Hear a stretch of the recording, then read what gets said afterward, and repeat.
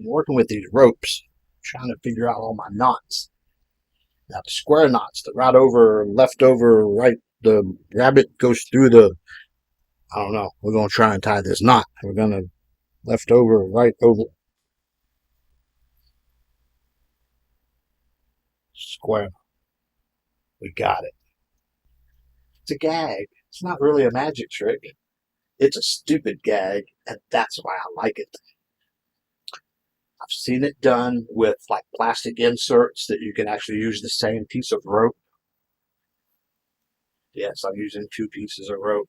But I've seen it done with the plastic inserts, so the one piece goes stiff, you know, kind of like that straight, stiff rope, and does it as a square. But to me, that's overkill. This is a gag. Cares. It's a gag. If you think this looks like a rope with a piece of wire in it, because it is, I'll show you how to make it. It takes about 10 minutes. It's easy. And it's stupid, and I love it because it's a stupid gag, which is exactly what it's meant to be. Don't overthink it. This is very easy to make. You take 2 pieces of rope, similar length. I used about 24 inches.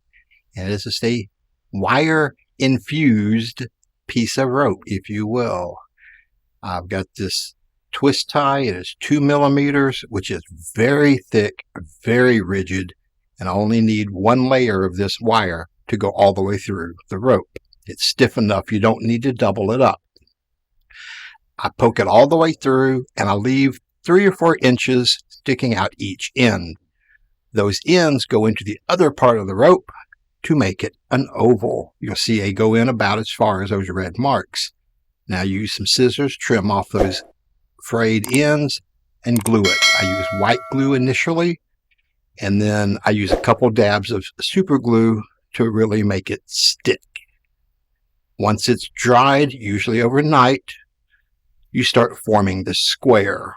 And just be careful with the extra ends of the wires that they don't poke through the ropes. I've seen people get real creative and put a knot on here where it's joined, but I think that detracts from the gag. To me, the gag is that it is a square knot. If you put a knot on there, then it kind of takes away from it being square. So it's very simple. There's nothing to it. It's just a gag, but I use this like as an intro before I go into a rope routine. And depending on the age group of the audience, you can do a Professor's Nightmare, or you could go into Sanders or Daryl's full rope routines. They're based on prior works.